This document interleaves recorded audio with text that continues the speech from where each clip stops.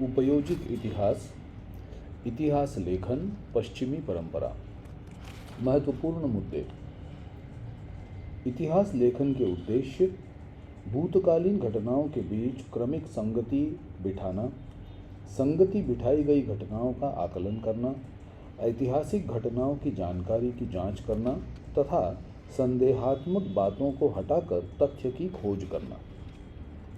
विशेषज्ञ व्यक्तियों की आवश्यकता। इतिहास के साधनों को विश्वास के योग्य बनाने के लिए संबंधित क्षेत्र के निम्नलिखित विशेषज्ञ व्यक्तियों की आवश्यकता होती है: दस्तावेज की भाषा एवं लिपि जानने वाले, अक्षरों के घुमाव और भाषा शैली के काल को जानने वाले, दस्तावेज के लिए उपयोग में लाए गए कागज का निर्माण काल जानने वाले, अधिकार दर्शक मुद्राओं का अध्ययन करने वाले तथा दस्तावेज के संदर्भों एवं जानकारी का अध्ययन करने वाले।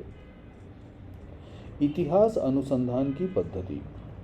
इतिहास अनुसंधान की पद्धति और प्रस्तुतिकरण के सोपान: ऐतिहासिक साधनों का संकलन एवं तुलनात्मक विश्लेषण करना, संकलित जानकारी के संदर्भ की जांच करना, स्थल और काल के संदर्भ तथा संकलनात्मक जानकारी का आकलन करना, ऐतिहासिक साधनों का चिकित्सकीय अनुसंधान करना, संभावित सिद्धांतों को सूत्रबद्ध करना। इतिहास अनुसंधान की सहायक ज्ञान शाखाएं और संस्थान: पुरातत्व शाखा, अभिलेखागार संस्थान, पांडुलिपियों की अध्ययन शाखा, अक्षर आकार विज्ञान, भाषा रचना विज्ञान शाखा, मुद्रा विज्ञान शाखा तथा वंशावली की अध्ययन शाखा। इतिहास लेखन की परंपरा। इतिहास लेखन एवं इतिहासकार: समय समय पर प्राप्त प्रमाणों का समीक्षात्मक अध्ययन करके भूतकालीन घटनाओं को प्रस्तुत करने वाली लेखन पद्धति को इतिहास लेखन कहते हैं। ऐतिहासिक तथ्यों का अनुसंधान करने वाले व्यक्ति को इतिहासकार कहते हैं। इतिहास लेखन: इतिहासकार को पाठकों का तक पहुंचना होता है। इसके अनुसार उसे भूतकालीन घटनाओं का चयन करना होता है। इतिहासकार द्वारा चुनी हुई घटनाओं और उसके वैचारिक दृष्टिकोण को उसकी लेखन शैली निश्चित होती है। इतिहासकार द्वारा चुनी हुई घटनाओं और उसके वैचारिक दृष्टिकोण पर उसकी लेखन शैली निश्चित होती है। इतिहास लेखन की परंपरा प्राचीन काल में संपूर्ण विश्व में नहीं थी। बुजुर्गों से सुनी हुई पूर्वजों के पराक्रम की कहानियाँ, कथाएं, गीत, कविता, गुफा चित्र और आदि द्वारा भूतकालीन स्मृतियों का संरक्षण किया जाता था। आधुनिक इतिहास लेखन में यही चीजें इतिहास के साधन का कार्य कर रही हैं। फ्रांस का प्राचीन शिलालेख। फ्रांस के लूव्र संग्रहालय में लगभग 4500 वर्ष पूर्व की सुमेर संस्कृति के काल का सर्वाधिक शिलालेख रखा गया है। सुमेर साम्राज्य के राजाओं के युद्ध और संघर्ष की कहानियों तथा योद्धाओं के चित्र इस शिलालेख में ठकेरे गए हैं। ऐतिहासिक घटनाओं का लिखित अंकन करने की परंपरा का प्रारंभ मेसोपोटामिया की सुमेर संस्कृति में हुआ। आधुनिक इतिहास लेखन। आधुनिक इतिहास लेखन की विशेषताएं: इस लेखन पद्धति में प्रश्नों अथवा समस्याओं की प्रस्तुति सुयोग्य पद्धति से की जाती है, इसलिए यह पद्धति वैज्ञानिक पद्धति होती है। इसकी समस्याएं मानव केंद्रित होने के कारण संबंधित काल की मानव कृतियों के संबंध में होती हैं। इन प्रश्नों के उत्तरों का विश्वसनीय प्रमाण होने के कारण इनकी प्रस्तुति तर्कसंगत होती है। मानव की भूतकाल में की गई कृतियों के आधार पर मानव जाति की गतिविधि का इतिहास लेखन में अनुमान किया जाता है। यूरोप के वैज्ञानिक दृष्टिकोण का विकास और इतिहास लेखन। इतिहास लेखन में वैज्ञानिक दृष्टिकोण का विकास 18वीं शताब्दी तक दर्शन तथा विज्ञान के क्षेत्रों में काफ़ी प्रगति हो चुकी थी। वैज्ञानिक पद्धति का उपयोग करके सामाजिक और ऐतिहासिक यथार्थों का अध्ययन करना विचारकों को संभव लगने लगा। अमेरिका और यूरोप में इतिहास तथा इतिहास लेखन के विषय में विचार विमर्श होने लगा। इतिहास लेखन में वस्तुनिष्ठता को महत्व मिला। इसके पहले ईश्वर के विषय में होने वाली चर्चा और दर्शन के स्थान पर इतिहास को महत्व मिला। जर्मनी के विश्वविद्यालय इतिहास अध्ययन के केंद्र बने। एनल्स प्रणाली। 20वीं शताब्दी के प्रारंभ में फ्रांस में एनल्स नामक इतिहास लेखन की नई प्रणाली अस्तित्व में आई। इतिहास का अध्ययन केवल राजनीतिक घटनाओं, राजाओं तथा उनके युद्धों और महान नेताओं तक ही सीमित नहीं है, ऐसा विचार आगे आया। तत्कालीन जलवायु, स्थानीय लोग, कृषि तथा व्यापार, प्रौद्योगिकी, यातायात, संचार, संपर्क साधन, सामाजिक विभाजन तथा समूह की मानसिकता आदि बातों का भी अध्ययन करना महत्वपूर्ण माना जाने लगा। इस प्रणाली का विकास सर्वप्रथम फ्रांसीसी इतिहासकारों ने किया। स्त्रीवादी इतिहास लेखन। स्त्रियों के दृष्टिकोण से की गई इतिहास की पुनर्रचना स्त्रीवादी इतिहास लेखन की भूमिका है। यह भूमिका फ्रांसीसी विदुषी सिमोन दे बोआ द्वारा पहली बार प्रस्तुत की गई। स्त्रीवाद इतिहास लेखन में स्त्रियों का समावेश किया गया। इसके बाद के समय में स्त्रियों से संबंधित रोजगार, ट्रेड यूनियन संस्थाएं, पारिवारिक जीवन आदि सभी बातों पर अनुसंधान शुरू हुआ। 1990 के बाद स्त्री को एक स्वतंत्र सामाजिक वर्ग मानकर इतिहास लेखन पर बल दिया जाने लगा। यूरोप के महत्वपूर्ण विचारक। रेने देकार्त 1596 से लेकर 1650। ग्रंथ का नाम डिस्कोर्स ऑन द मेथड। देश फ्रांस। विचार अथवा जानकारी। ऐतिहासिक साधनों, विशेष रूप से कागज पत्रों की जांच करना आवश्यक है। जब तक किसी बात की सच्चाई सिद्ध नहीं हो जाती तब तक उसे स्वीकार नहीं करना चाहिए। वोल्टेयर 1694 से लेकर 1778। ग्रंथ का नाम कैंडिड। देश फ्रांस। विचार या जानकारी। इतिहास लेखन के लिए केवल वस्तुनिष्ठ सत्य तथा घटनाओं के कालक्रम पर ही ध्यान न दें। तत्कालीन सामाजिक परंपराओं, व्यापार, आर्थिक व्यवस्था, कृषि आदि बातों पर भी विचार करना चाहिए। इतिहास की रचना करते समय मानव जीवन का सर्वांगीण विचार करना चाहिए। वोल्टेयर की आधुनिक इतिहास लेखन का जनक कहा जाता है।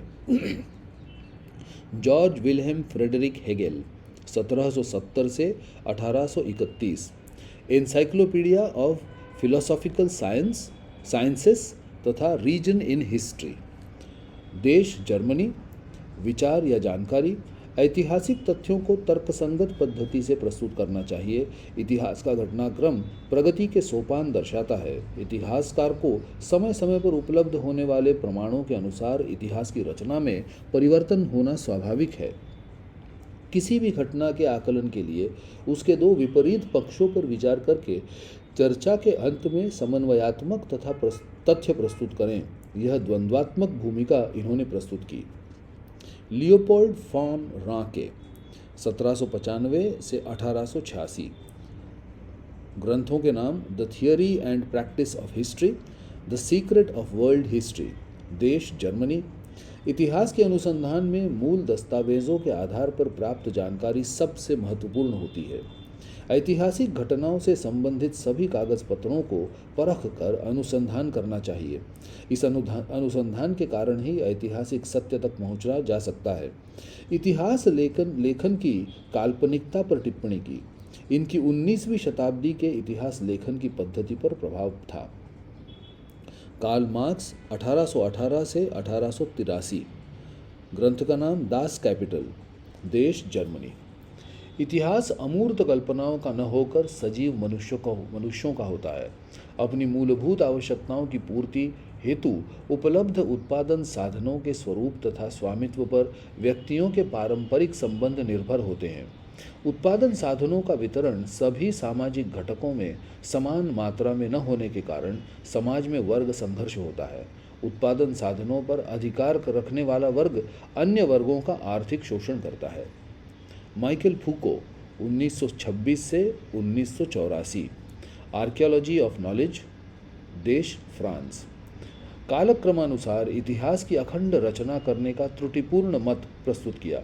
पुरातत्व का उद्देश्य भूतकाल की स्थितियों का अंतर स्पष्ट करना होता है, न कि अंतिम सत्य तक पहुंचना। इस पद्धति को इन्होंने ज्ञान का पुरातत्व कहा है। मनोविकार, चिकित्सा विज्ञान, तुरुंग व्यवस्था आदि विषयों पर इन्होंने इतिहास के दृष्टिकोण से विचार किया। रेने देकार्त 31 मार्च 1596 से 11 फरवरी 1650। रेने देकार्त को आधुनिक दर्शन का जनक कहा जाता है। दर्शन की तरह ही उन्होंने गणित में भी बहुमूल्य योगदान दिया। उन्होंने ज्ञान को तर्कसंगत एवं सुदृढ़ आधार दिया। उनके द्वारा स्वीकृत पद्धति के 4 नियम थे। जिसकी सही जानकारी न हो उसे सत्य के रूप में स्वीकार नहीं करना है। समस्या का विश्लेषण जितना आवश्यक है उतना ही करना है।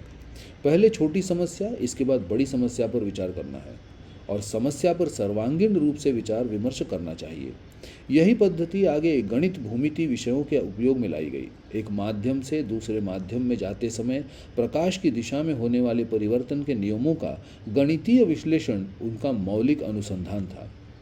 सिमोन दे बोआ 9 जनवरी 1908 को फ्रांस में जन्मी सिमोन दे बोआ एक प्रसिद्ध उपन्यासकार, दार्शनिक तथा दर्शनशास्त्र की अध्यापिका थी। उस पर अस्तित्ववादी विचारधारा का प्रभाव था। उसने अनेक उपन्यासों और दर्शन पर आधारित अनेक ग्रंथों की रचना की। बोआ का मानना था कि स्त्रियों को पुरुष प्रधान विश्व में पुरुष मूल्यों की चौखट में रहना पड़ता है। स्त्रियां अपने मूल्यों का निर्माण नहीं कर सकती। इसके कारण अपने अस्तित्व को सार्थक बनाना स्त्रियों के लिए कठिन होता है। उसके इस विचार के कारण स्त्रीवादी इतिहास लेखन को प्रोत्साहन मिला। इतिहास लेखन में स्त्रियों के लेखन को स्थान दिया गया। वोल्टेयर 21 नवंबर 1694 से लेकर 30 मई 1778, महान फ्रांसीसी साहित्यकार, विचारक तथा दार्शनिक। फ्रांस के राजघराने से संबंधित व्यक्ति पर व्यंग्यात्मक कविता लिखने के कारण उसे एक वर्ष बेस्टिल कारागृह में रखा गया था। वहीं उसने अदीप नामक एक नाटक लिखा।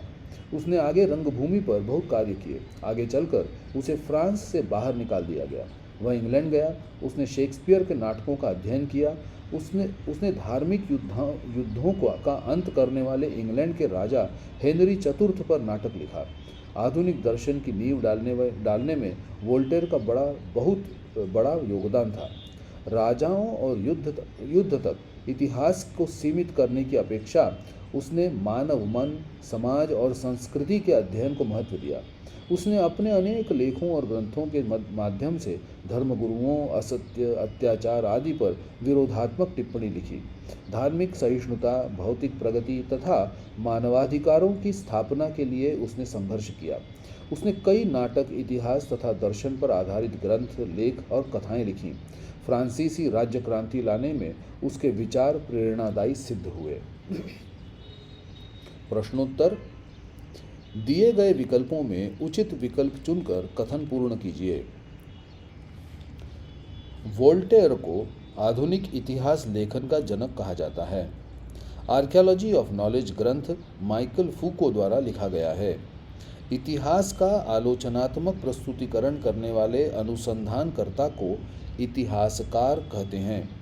विश्व का सबसे प्राचीन शिलालेख फ्रांस के लूव्र संग्रहालय में रखा गया है। ऐतिहासिक घटनाओं को लिखित रूप देने की परंपरा मेसोपोटामिया की सुमेर संस्कृति में शुरू हुई। आधुनिक इतिहास लेखन की परंपरा का बीजारोपण प्राचीन ग्रीक इतिहासकारों के लेखन में दिखाई देता है। हिस्ट्री शब्द का उपयोग सबसे पहले ईसा पूर्व 5वीं शताब्दी में जन्मे हेरोडोटस नामक यूनानी इतिहासकार ने अपने ग्रंथ के शीर्षक के रूप में किया। ईस्वी सन 1737 में जर्मनी के गॉटिंगेन विश्वविद्यालय में पहली बार इतिहास विषय को स्वतंत्र स्थान प्राप्त हुआ। 19वीं शताब्दी के इतिहास लेखन की पद्धति पर मुख्य रूप से लियोपोल्ड राके के विचारों का प्रभाव था। 20वीं शताब्दी के प्रारंभ में फ्रांस में एनल्स नामक इतिहास लेखन की प्रणाली अस्तित्व में आई। एनल्स प्रणाली शुरू करने और उसका विकास करने का श्रेय फ्रांसीसी इतिहासकारों को दिया जाता है।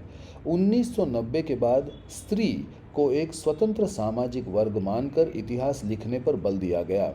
मनोविकार, चिकित्सा शास्त्र तथा कारागृह व्यवस्था जैसे विषयों पर माइकल फूको ने इतिहास की दृष्टिकोण से विचार किया। सार्वत्रिक और सार्वकालिक नियम प्रस्तुत करना और उन्हें पुनः सिद्ध करना इतिहास विषय में संभव नहीं होता। उपलब्ध प्रमाणों का चिकित्सापूर्वक संशोधन करके घटनाओं को प्रस्तुत करने वाली लेखन पद्धति को इतिहास लेखन कहते हैं। निम्न प्रत्येक समूह की असत्य जोड़ी पहचान कर लिखिए। जोड़ियां हैं विचारक का नाम और ग्रंथ का नाम। विचारक का नाम है जॉर्ज विल्हेम फ्रेडरिक हेगेल। सत्य जोड़ी है रीजन इन हिस्ट्री। विचारक का नाम है लियोपोल्ड फॉन रांके। सत्य जोड़ी है the theory and practice of history. विचारक का नाम है हेरोडोटस। सत्य जोड़ी है द हिस्ट्रीज। विचारक का नाम है कार्ल मार्क्स।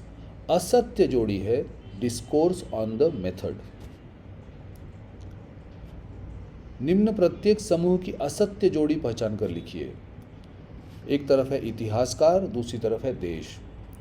इतिहासकार है हेरोडोटस, देश है यूनान। इतिहासकार है माइकल फूको, सही जोड़ी है फ्रांस। रेने देकार्त, सही जोड़ी है फ्रांस। सिमो दे बोआ, असत्य जोड़ी है जर्मनी। एक तरफ है विचार या मत, दूसरी तरफ है इतिहासकार। सत्य जोड़ियां कौन सी हैं? इतिहास का प्रस्तुतिकरण करते समय मानव जीवन का सर्वांगीण विचार होना चाहिए। सत्य जोड़ी है वोल्टायर। इतिहास की काल्पनिकता पर टिप्पणी। सत्य जोड़ी है लियोपोल्ड रांके। इतिहास लेखन के क्षेत्र के पुरुष प्रधान दृष्टिकोण पर पुनर्विचार करने पर बल। सत्य जोड़ी है सिमो दे बोआ। इतिहास अमूर्त कल्पना का न होकर सजीव मनुष्यों का होता है। असत्य जोड़ी है रेने देकार्त। एक तरफ है विचार सिद्धांत, दूसरी तरफ है विचारक। सत्य जोड़ी कौन सी है? वर्ग संघर्ष का सिद्धांत, विचारक हैं कार्ल मार्क्स। स्त्रीवाद की मूलभूत भूमिका, विचारक हैं सिमो दे बोआ। अनुसंधान में दस्तावेजों के शोध पर बल। सत्य जोड़ी है लियोपोल्ड रांके। द्वंद्ववादी पद्धति, असत्य जोड़ी है हेरोडोटस। नीचे दिए गए संकल्पना चित्र पूर्ण कीजिए। इतिहास अनुसंधान में सहायक ज्ञान शाखाएं पुरातत्व, भाषा रचना विज्ञान, अभिलेखागार, पांडुलिपियों का अध्ययन, वंशावली का अध्ययन, मुद्रा विज्ञान। आधुनिक इतिहास का साधन बनी परंपराएं, गुफा चित्रों द्वारा स्मृतियों का संरक्षण, कहानियों का कथन, गीतों और कविताओं का गायन, बड़े बुजुर्गों से सुनी गई पूर्वजों के पराक्रम की कहानियां। इतिहास लेखन के सोपान, ऐतिहासिक जानकारी का संकलन तथा जानकारी के संदर्भ की जांच करना, जानकारी का तुलनात्मक विश्लेषण करना, इतिहास के साधनों का आलोचनात्मक अनुसंधान करना, ऐतिहासिक संदर्भों से संबंधित योग्य प्रश्न प्रस्तुत करना, संभावित परिकल्पनाएं अथवा सिद्धांत प्रस्तुत करना। निम्न कल्पनाएं या अवधारणाएं स्पष्ट कीजिए। द्वंद्ववाद, किसी घटना का सही अर्थ ज्ञात करने के लिए परस्पर विरोधी दो सिद्धांत प्रस्तुत करके उसके द्वारा उचित तर्क किया जाता है, इसे द्वंद्ववाद कहते हैं। यह सिद्धांत जॉर्ज हेगेल द्वारा प्रस्तुत किया गया। दोनों विरोधी सिद्धांतों पर चर्चा करके दोनों सिद्धांतों के सार के रूप में एक समन्वयात्मक विचार प्रस्तुत किया जा सकता है। ऐसा न करने पर मानव मन को उस घटना का सही आकलन नहीं हो पाता। संक्षेप में, दो परस्पर विरोधी विचारों पर चर्चा करके एक समन्वयात्मक विचार प्रस्तुत किया जाता है। इस पद्धति को द्वंद्ववाद कहते हैं। एनल्स प्रणाली, राजनीतिक अध्ययन के साथ ही स्थानीय लोग, तात्कालिक जलवायु, व्यापार, कृषि, प्रौद्योगिकी, परिवहन तथा संपर्क के साधन, सामाजिक विभाजन और मानव समूह की मानसिकता का अध्ययन करना महत्वपूर्ण माना जाने लगा। इस विचार प्रणाली को ही एनल्स प्रणाली कहते हैं। एनल्स अर्थात वार्षिक प्रतिवेदना घटना जिस काल में घटित हुई उसका केवल राजनीतिक ही नहीं अपितु तत्कालीन सामाजिक, आर्थिक आदि सभी दृष्टियों से अध्ययन करना चाहिए। ऐसा मानने वाली एनल्स प्रणाली को फ्रांसीसी इतिहासकारों ने 20वीं शताब्दी में सर्वप्रथम विकसित किया। एनल्स प्रणाली के कारण इतिहास लेखन को एक भिन्न दिशा प्राप्त हुई। संक्षिप्त टिप्पणी लिखिए। George Wilhelm Friedrich Hegel. George Hegel एक जर्मन दार्शनिक था। दर्शन पर आधारित उसके एनसाइक्लोपीडिया ऑफ फिलोसॉफिकल साइंसेस नामक ग्रंथ में उसकी परिभाषाओं और लेखों का संकलन किया गया है। उसकी रीजन इन हिस्ट्री एक प्रसिद्ध पुस्तक है। भूतकालीन घटना का अर्थ लगाने के लिए हेगेल ने द्वंद्ववादी पद्धति प्रस्तुत की। कार्ल मार्क्स 19वीं शताब्दी का एक जर्मन विचारक था। उसने दास कैपिटल नामक एक विश्वविख्यात ग्रंथ का लेखन किया। इस ग्रंथ में उसके द्वारा प्रस्तुत किया गया वर्ग संघर्ष का सिद्धांत महत्वपूर्ण माना जाता है। उसके अनुसार मानव इतिहास वर्ग संघर्ष का इतिहास है। इतिहास अमूर्त कल्पनाओं का न होकर सजीव मनुष्यों का होता है, ऐसा उसका मानना था। उसकी विचारधारा पर आधारित साम्यवादी शासन व्यवस्था सर्वप्रथम रूस में अस्तित्व में आई। माइकल फूको 20वीं शताब्दी का एक प्रसिद्ध फ्रांसीसी इतिहासकार था। उसने आर्कियोलॉजी ऑफ नॉलेज नामक एक ग्रंथ की रचना की। उसने इतिहास की विभिन्न स्थितियों के अंतर को स्पष्ट करने पर बल दिया। पहले के इतिहासकारों द्वारा विचार में न लाए गए मनोविकार, चिकित्सा शास्त्र तथा कारागृह व्यवस्था जैसे विषयों पर उसने इतिहास की दृष्टि में विचार किया। Leopold fawn रांके। जर्मन इतिहास तत्ववेत्ता लियोपोल्ड फॉन रांके ने शास्त्रीय दृष्टि से ऐतिहासिक घटनाओं की प्रस्तुति पर बल दिया। The theory of practice of history और the secret of world history उसके दो प्रसिद्ध ग्रंथ थे। उसने यह बताते हुए कि इतिहास अनुसंधान की चिकित्सकीय पद्धति कैसी होनी चाहिए, इतिहास की काल्पनिकता की आलोचना की। 19वीं शताब्दी के इतिहास लेखन की पद्धति पर रांके के विचारों पर का प्रभाव था। निम्न कथन कारण सहित स्पष्ट कीजिए। स्त्रियों के जीवन से जुड़े विभिन्न पहलुओं पर विचार करने वाले अनुसंधान कार्य आरंभ हुए। इतिहास लेखन में पुरुष प्रधान दृष्टिकोण का प्रभाव था। सिमोन दे बोआ नामक फ्रांसीसी विदुषी ने इतिहास लेखन में स्त्रीवादी भूमिका प्रस्तुत की। इसके कारण स्त्रीवादी इतिहास लेखन में स्त्रियों का समावेश किया। इतिहास लेखन के क्षेत्र में अपनाए गए पुरुष प्रधान दृष्टिकोण पर पुनर्विचार करने पर जोर दिया। सिमोन दे बोआ की स्त्रीवादी भूमिका के कारण स्त्रियों से संबंधित नौकरी, ट्रेड यूनियन तथा स्त्रियों के पारिवारिक जीवन से संबंधित विभिन्न पहलुओं पर विचार करने वाला अनुसंधान शुरू हुआ। माइकल फूको की लेखन पद्धति को ज्ञान का पुरातत्व कहा गया है। माइकल फूको ने कालक्रमानुसार इतिहास की अखंड रचना करने की पद्धति को दोषपूर्ण सिद्ध किया। उसके मतानुसार अंतिम सत्य तक पहुंचना पुरातत्व का उद्देश्य नहीं होता। भूतकाल की स्थितियों के अंतर अर्थात परिवर्तनों का स्पष्टीकरण करना पुरातत्व का उद्देश्य होता है।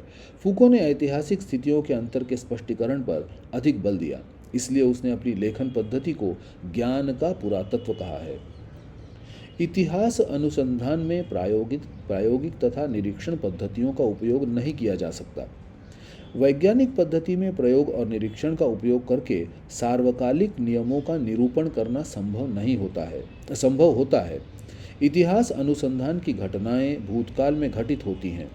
इन घटनाओं के निरीक्षण के लिए हम वहां उपस्थित नहीं होते, इसलिए उन घटनाओं की वर्तमान में पुनरावृत्ति नहीं की जा सकती। किसी विशिष्ट घटना के आधार पर इतिहास में सार्वकालीन तथा सार्वत्रिक नियमों का प्रतिपादन करना तथा उन्हें पुनः सिद्ध करना संभव नहीं होता। इसलिए इतिहास अनुसंधान में प्रायोगिक तथा निरीक्षण पद्धतियों का उपयोग नहीं किया जा सकता।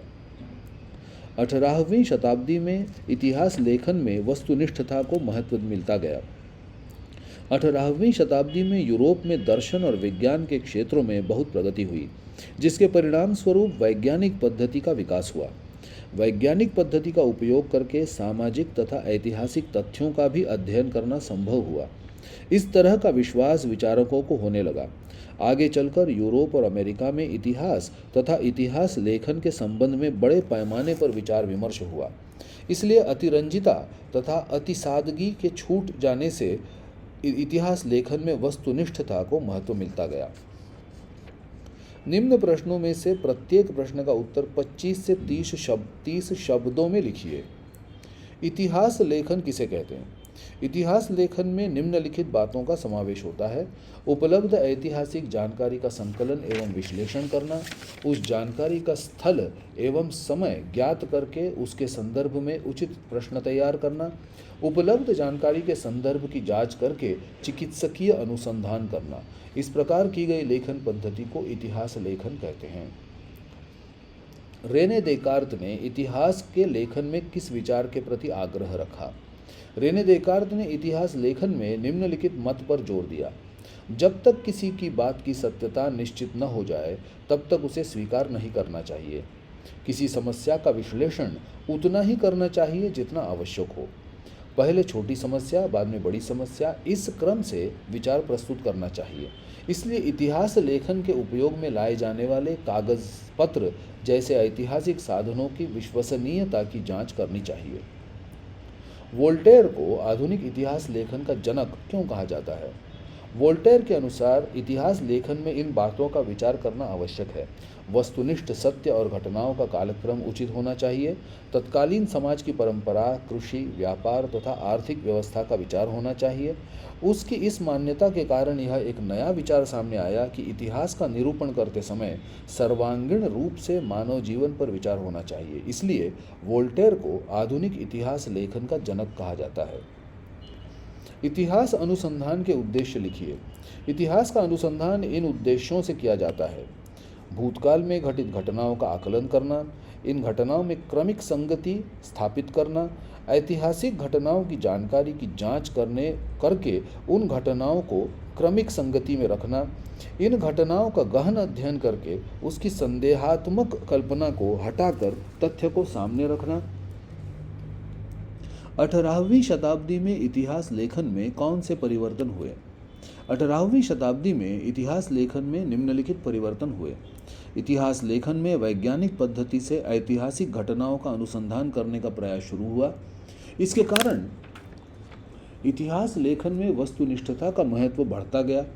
ईश्वर संबंधी चर्चा तथा दर्शन का महत्व कम होने लगा। विश्वविद्यालय में इतिहास विषय को स्वतंत्र स्थान मिल जाने से इतिहास के अध्ययन का केंद्र स्थापित हुआ, जिसके परिणाम स्वरूप गहन अध्ययन शुरू हुआ। इसका इतिहास लेखन पर भी प्रभाव पड़ा। इतिहास लेखन की सीमा स्पष्ट कीजिए। इतिहास का अनुसंधान, अध्ययन और लेखन निरंतर चलने वाली प्रक्रिया है। फिर भी इतिहास लेखन की कुछ सीमाएं हैं जो नीचे दिए अनुसार हैं। इतिहास लेखन में विज्ञान की प्रायोगिक पद्धति एवं प्रत्यक्ष निरीक्षण का उपयोग करके घटनाओं को प्रस्तुत नहीं किया जा सकता। भूतकाल में घटित घटनाओं का निरीक्षण करना इतिहासकार के लिए संभव नहीं होता। वैज्ञानिक की तरह इतिहासकार सार्वकालिक नियमों का प्रतिपादन नहीं कर सकता। इतिहासकार द्वारा प्रतिपादित नियमों और सिद्धांतों को बार बार सिद्ध नहीं किया जा सकता। निम्न परिच्छेद पढ़कर इसके नीचे दिए गए प्रश्नों के उत्तर लिखिए। इतिहास में उपलब्ध प्रमाणों का अध्ययन पूर्वक अनुसंधान कर भूतकाल में घटित घटनाओं की प्रस्तुति अथवा संरचना किस प्रकार की जाती है, यह हमने देखा। इतिहास की इस प्रकार प्रस्तुति अथवा संरचना करने की लेखन पद्धति को इतिहास लेखन कहते हैं तथा इतिहास की इस प्रकार अध्ययनपूर्ण प्रस्तुति अथवा संरचना करने वाले अनुसंधानकर्ता को इतिहासकार कहते हैं। इतिहास की प्रस्तुति अथवा संरचना करते समय इतिहासकार के लिए भूतकाल में घटित प्रत्येक घटना का उल्लेख करना और उसका बोध करना संभव नहीं होता है। इतिहास लेखन करते समय इतिहासकार किन घटनाओं का चुनाव करता है, यह इस बात पर निर्भर करता है कि इतिहासकार पाठकों तक क्या ले जाना चाहता है। चुनी हुई घटनाएं और उनको प्रस्तुत करते समय इतिहासकार द्वारा अवलंबित वैचारिक दृष्टिकोण उसकी लेखन शैली को निर्धारित करता है। विश्व की प्राचीन संस्कृतियों में इस प्रकार इतिहास लिखने की परंपरा नहीं थी। इसका अर्थ हम यह नहीं कह सकते कि उन लोगों को भूतकाल का बोध अथवा उनमें जिज्ञासा नहीं थी। अपने बड़े बुजुर्ग लोगों द्वारा सुनी हुई हमारे पूर्वजों के जीवन और वीरता पराक्रम की बातें अगली पीढ़ी तक पहुंचाने का आवश्यकता उस समय की भी अनुभव होती थी। गुफाओं में बनाए गए चित्रों द्वारा स्मृतियों का संरक्षण करना, कहानी कहना, गीतों शौर्य गीतों का गायन करना जैसी परंपराएं विश्व की संस्कृतियों में अति प्राचीन समय से विद्यमान थीं। आधुनिक इतिहास लेखन में उन परंपराओं का उपयोग साधनों के रूप में किया जाता है। अब प्रश्न, इतिहासकार किसे कहते हैं? ऐतिहासिक प्रमाणों का आलोचनात्मक अनुसंधान करके भूतकाल में घटित घटनाओं को प्रस्तुत करने वाले अनुसंधानकर्ता को इतिहासकार कहते हैं। निम्नलिखित आकृतिबंध पूर्ण कीजिए। इतिहासकार की लेखन शैली निर्धारित करने वाले घटक, इतिहास लेखन के लिए चुनी हुई घटनाएं, इतिहासकार का वैचारिक दृष्टिकोण। प्राचीन काल में भूतकालीन स्मृतियों का संरक्षण किन पद्धतियों से किया जाता था? प्राचीन काल में इतिहास लेखन की तथा घटनाओं को दर्ज करने की पद्धति संपूर्ण विश्व में प्रसिद्ध ही नहीं थी, अपितु निम्नलिखित भिन्न भिन्न पद्धतियों द्वारा भूतकालीन स्मृतियों का संरक्षण किया जाता था। बड़े बुजुर्गों से सुनी हुई पूर्वजों के पराक्रम की कहानियाँ अगली पीढ़ी को बताना, गुफा चित्रों की सहायता से स्मृतियों का संरक्षण करना, कहानियाँ कहना, कविताओं और गीतों का गायन करके स्मृतियों का संरक्षण करना। निम्न प्रश्नों के उत्तर विस्तार में दीजिए से लिखिए। कार्ल मार्क्स का द्वंद्व सिद्धांत अथवा वर्गवाद स्पष्ट कीजिए। 19वीं शताब्दी के उत्तरार्ध में जर्मनी के कार्ल मार्क्स ने अपने दास कैपिटल ग्रंथ में द्वंद्व सिद्धांत अथवा वर्गवाद प्रतिपादित किया। उसके मतानुसार इतिहास अमूर्त कल्पनाओं का न होकर सजीव मनुष्यों का होता है। मूलभूत आवश्यकताओं की पूर्ति के लिए उपलब्ध उत्पादन साधनों के स्वरूप एवं स्वामित्व पर मनुष्यों के पारस्परिक संबंध निर्भर होते हैं। समाज के सभी घटकों को समान मात्रा में उत्पादन के साधन नहीं मिलते। उत्पादन साधनों के असमान वितरण के कारण समाज का वर्ग पर आधारित विषम विभाजन होता है। उत्पादन साधनों पर जिस वर्ग का अधिकार होता है वह वर्ग अन्य वर्गों का आर्थिक शोषण करता है। इससे ही वर्ग संघर्ष शुरू होता है। मानव इतिहास ऐसे वर्ग संघर्ष का इतिहास है। आधुनिक इतिहास लेखन पद्धति की कौन सी 4 विशेषताएं हैं? आधुनिक इतिहास लेखन पद्धति की 4 विशेषताएं। इस पद्धति का प्रारंभ उचित प्रश्नों के निरूपण द्वारा वैज्ञानिक पद्धति से होता है। ये सभी प्रश्न भूतकालीन मानव समाज के घटकों द्वारा विशिष्ट कालावधि में की गई कृतियों से संबंधित होते हैं। इन कृतियों का संबंध दैवी घटनाओं अथवा कथा कहानियों से नहीं होता। इन प्रश्नों के ऐतिहासिक उत्तरों के लिए विश्वसनीय प्रमाणों का आधार होने से उनका निरूपण तर्कसंगत होता है। इतिहास में मानव द्वारा की गई भूतकालीन कृतियों के आधार पर मानव जाति की गतिविधि का पर्यवेक्षण किया जाता है। स्त्रीवादी इतिहास लेखन किसे कहते हैं? स्त्रीवादी इतिहास लेखन का अर्थ है स्त्रियों के दृष्टिकोण से इतिहास की गई पुनर्रचना। इतिहास लेखन में पुरुषवादी दृष्टिकोण का अधिक प्रभाव था। फ्रांसीसी विदुषी सिमोन दे बोवा ने इतिहास लेखन पर पुनर्विचार करने और उसमें स्त्रियों के समावेश पर बल दिया। उसके बाद स्त्रीवादी इतिहास लेखन के विचार को स्वीकार किया गया। स्त्रियों से संबंधित नौकरियां, रोजगार, ट्रेड यूनियन, स्त्रियों का पारिवारिक जीवन, स्त्री संस्थाएं आदि सभी विषयों पर विस्तार से अनुसंधान शुरू हुआ। 1990 के बाद स्त्री को एक स्वतंत्र सामाजिक वर्ग मानकर इतिहास लिखने पर बल दिया जाने लगा। इस दृष्टिकोण को ही स्त्रीवादी इतिहास लेखन कहते हैं। लियोपोल्ड फॉन रांके के इतिहास विषयक दृष्टिकोण को स्पष्ट कीजिए। इतिहास लेखन कैसे करना चाहिए, इस विषय में लियोपोल्ड फॉन रांके द्वारा प्रस्तुत किए गए विचारों से उसका इतिहास संबंधी दृष्टिकोण स्पष्ट होता है। उसके मतानुसार इतिहास लेखन में काल्पनिकता न हो, आलोचनात्मक पद्धति से इतिहास का अनुसंधान हो। इतिहास लेखन करते समय ऐतिहासिक घटनाओं से संबंधित सभी कागज पत्रों तथा दस्तावेजों का गहराई से अनुसंधान होना आवश्यक है। इस गहन अनुसंधान के कारण हम ऐतिहासिक सत्य तक पहुंच सकते हैं। वैश्विक इतिहास की रचना पर बल दिया जाए। इतिहास लेखन के लिए किसी दस्तावेज की विश्वसनीयता निश्चित करने के लिए कौन कौन से अधिकृत व्यक्तियों की आवश्यकता होती है? इतिहास लेखन में विश्वसनीय साधनों की आवश्यकता होती है। किसी दस्तावेज की विश्वसनीयता निश्चित करने के लिए निम्नलिखित अधिकृत व्यक्तियों की आवश्यकता होती है। जिस भाषा और लिपि में दस्तावेज लिखा होगा उस भाषा और लिपि को जानने वाले विशेषज्ञों की उपलब्धता होनी चाहिए। ऐसा अक्षर विशेषज्ञ व्यक्ति भी उपलब्ध होना चाहिए जिसे अक्षरों के घुमाव और लेखक की भाषा शैली के काल की जानकारी हो। लेखन के लिए उपयोग में लाया जाने वाला कागज किस प्रकार का है और किस काल में उसका उपयोग होता था, यह जानकारी रखने वाले व्यक्ति की उपलब्धता होनी चाहिए। पत्र के नीचे लगी अधिकार दर्शक मुहरों को जिसने अध्ययन किया है, ऐसा विशेषज्ञ व्यक्ति उपलब्ध होना चाहिए। दस्तावेज के संदर्भों का तुलनात्मक विश्लेषण करके इतिहास लेखन करने वाला इतिहास का ज्ञाता उपलब्ध होना चाहिए। इतिहास के संदर्भ में हेगल के विचार प्रस्तुत कीजिए। जर्मन दार्शनिक जॉन विल्हेम फ्रेडरिक हेगल ने इतिहास के संदर्भ में निम्नलिखित विचार प्रस्तुत किए। ऐतिहासिक यथार्थ को तर्क शुद्ध पद्धति से प्रस्तुत करना चाहिए।